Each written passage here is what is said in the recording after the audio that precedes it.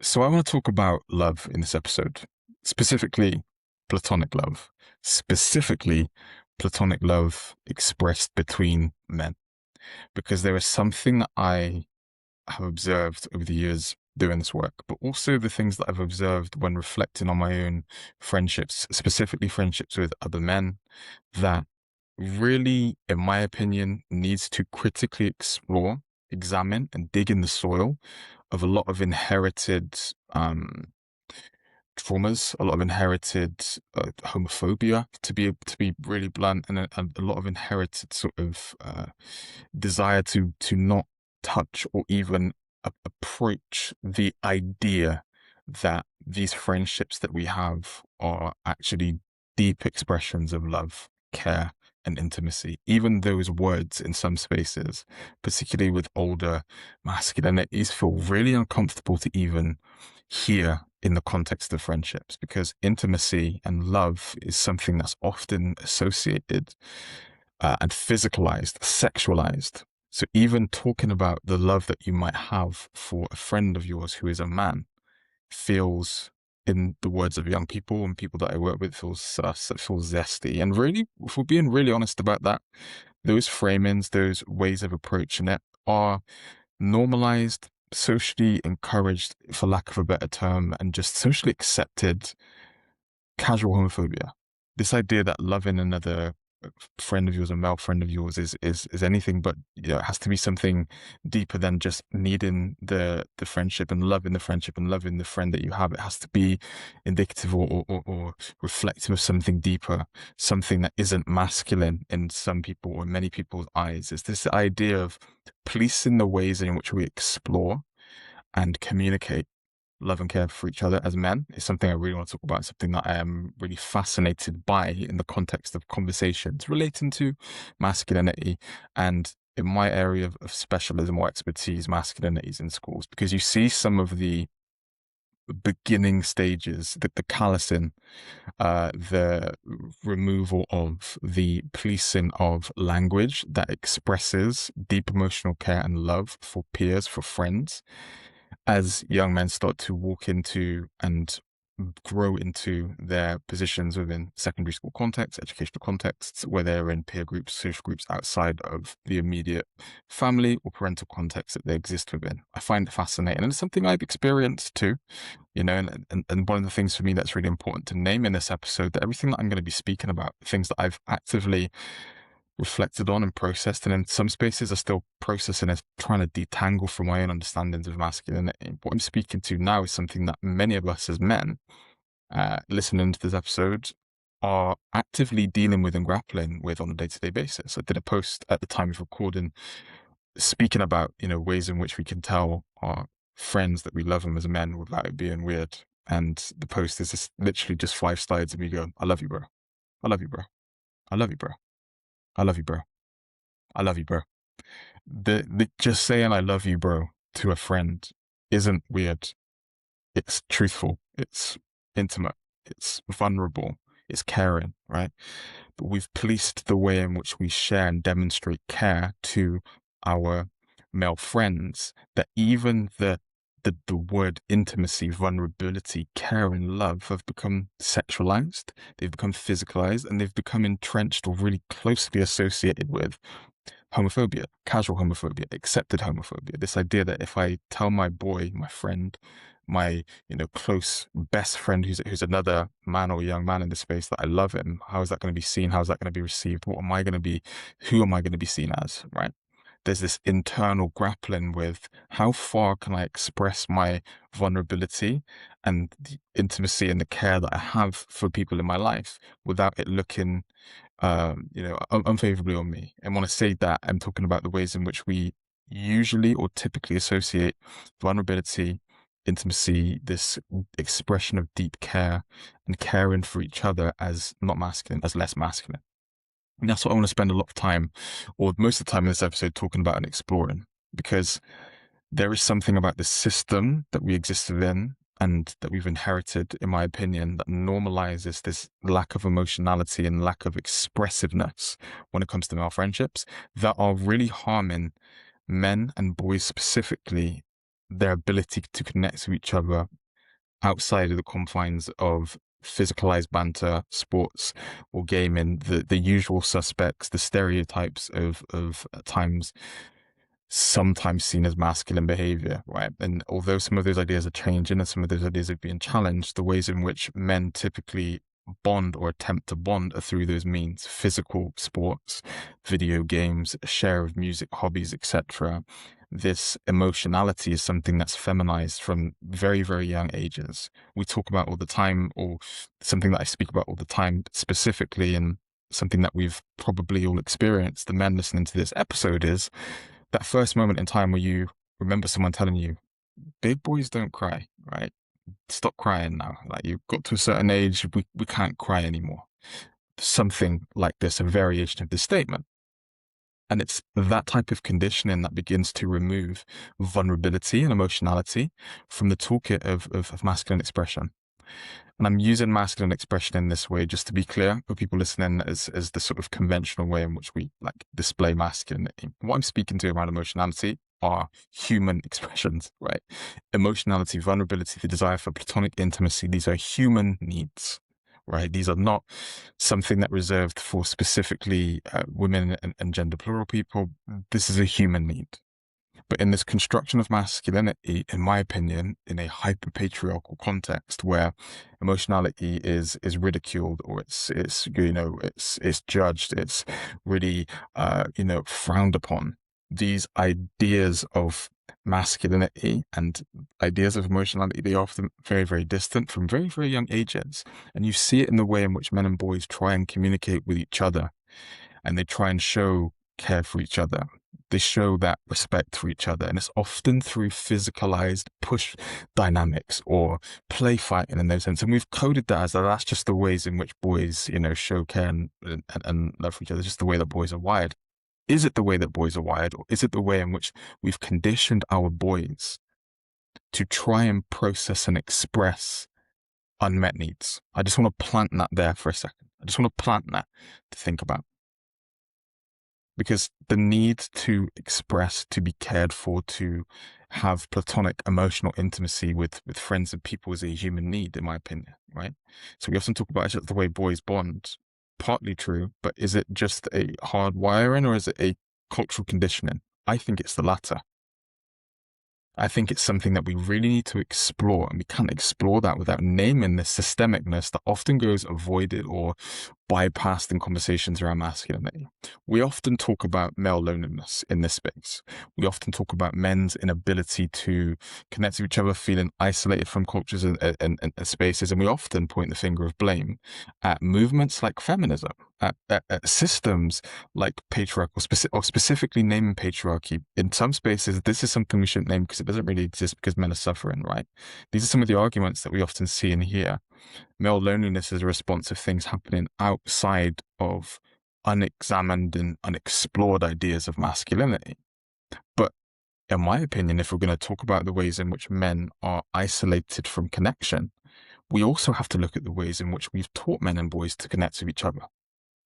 Because when you ask teens, young masculinities, in the context of education, how comfortable do you feel saying, I love you to your friend?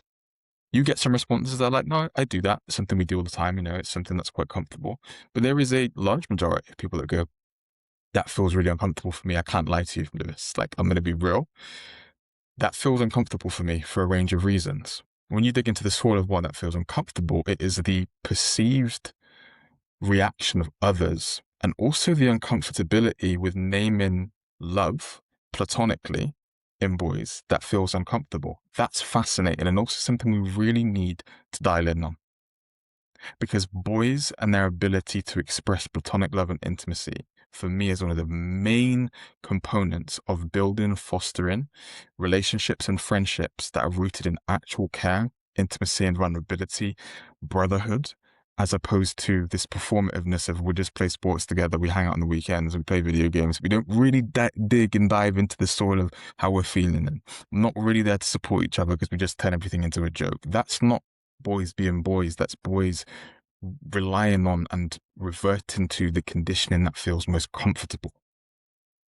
And so when we're talking about love, specifically platonic love, we've got to make space to explore the messiness of it. Why is it such a barrier? Why does it feel uncomfortable?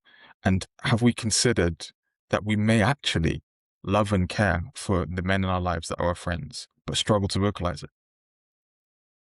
We've made expressing love and the desire for emotional intimacy and vulnerability with our male friends as something to be frowned upon, as opposed to something that we should run towards and embrace. And this is something that for me, when we're talking about building ideas of masculinity and evolving ideas of masculinity, we've got to detangle those associations of emotionality, vulnerability, the desire for platonic intimacy, and detangle them from those internalized, socially acceptable homophobic lenses, and also the feminization of emotionality too.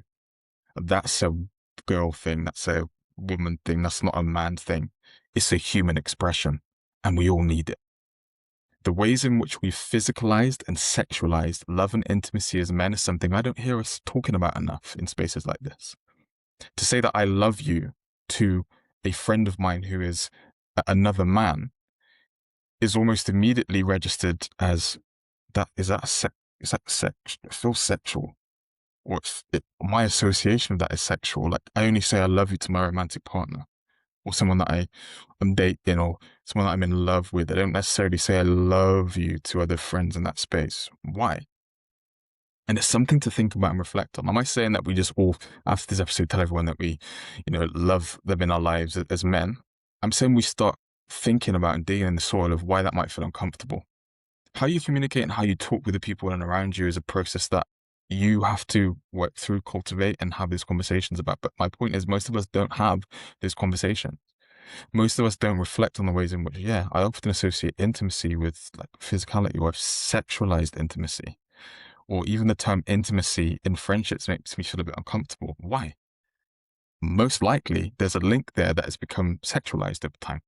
And there's an internalized homophobia, there's an internalized uncomfortability with that because of the way in which it's been constructed, the way in which it's been fed to you, to us. That's something we've got to reflect on. It's something that we have to model differently for the boys that we're working alongside. Because there's nothing wrong with telling men in our lives that we love them, we care for them, we need them, that they mean a lot to us, we value them, they're cherished. There's nothing wrong with that. That's some of the most beautiful, attuned expressions of care that any human being can experience. That type of love and care. But the way in which the systemicness that I speak about and have spoken about across a range of different episodes codes those expressions as not masculine, less masculine, removes us from the human connection that we need to thrive as human beings. Take the masculinity out of it for the second. I would go as far and argue that some of the ideas of masculinity that we have in our culture are designed to take us as far away from our humanity as possible. Because if we can take us as far away from our humanity as possible, then we can begin to rationalize and justify emotional distance, a lack of emotional depth, a lack of emotional intelligence and range is just me being a man, instead of, no, it's the conditioning that I've been exposed to. I've lacked some things in my life that have made this difficult for me to express. And that's not me throwing shade shots at anyone's circles or immediate circles, familial circles, communal circles. This is a cultural conversation. We all have to have those reflectiveness. We can be surrounded by deep love, care, and respect, but we can also have things that we might have needed more of. For me, one of the things I think we need more of as men and masculinities, is specifically in that adolescent era of our lives, is the modeling of intimacy and vulnerability in a way that isn't sexualized and physicalized.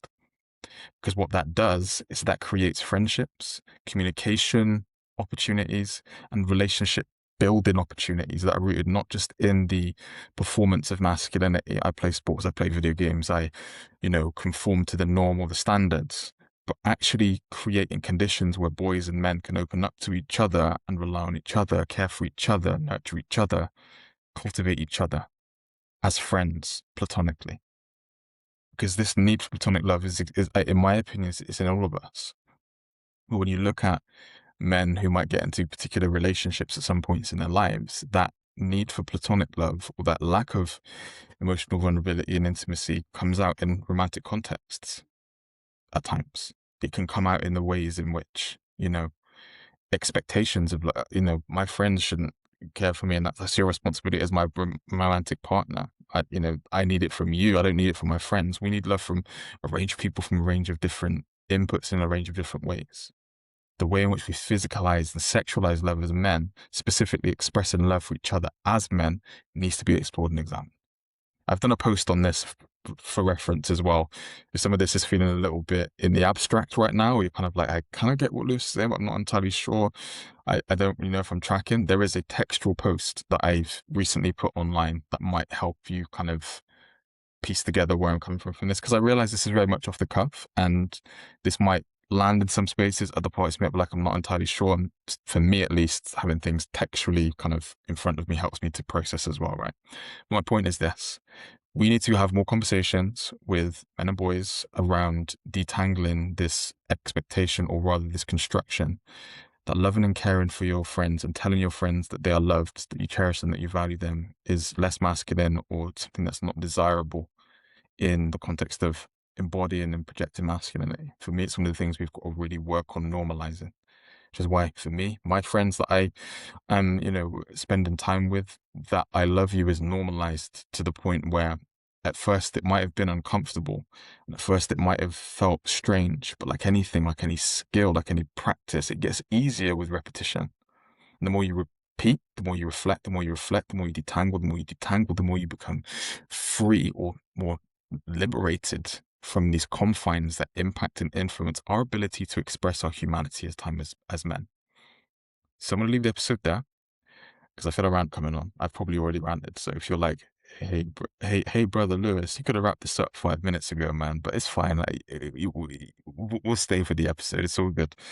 I just want to plant that there. And like I said, there is a carousel version of this on my Instagram and also my TikTok that might be useful for you to check out if you want the sort of written version of this. But honestly and truthfully, this is something that I've been thinking about quite a lot recently and something that I wanted to share, because this isn't just something that applies to the context of education. It applies to those of you that are working in youth work contexts, but also those of you that are working in spaces and places in proximity to young men and masculinities where conversations around masculinities come up. This is something I feel like we need to be more open in exploring in ourselves that will ultimately impact and influence the way in which we bring it into the spaces we are a part of, facilitating, or cultivating. So thank you so much for watching. I appreciate you, and I hope to see you in a future episode very, very soon. God bless, stay well, and I'll catch you in the next one. Bye-bye.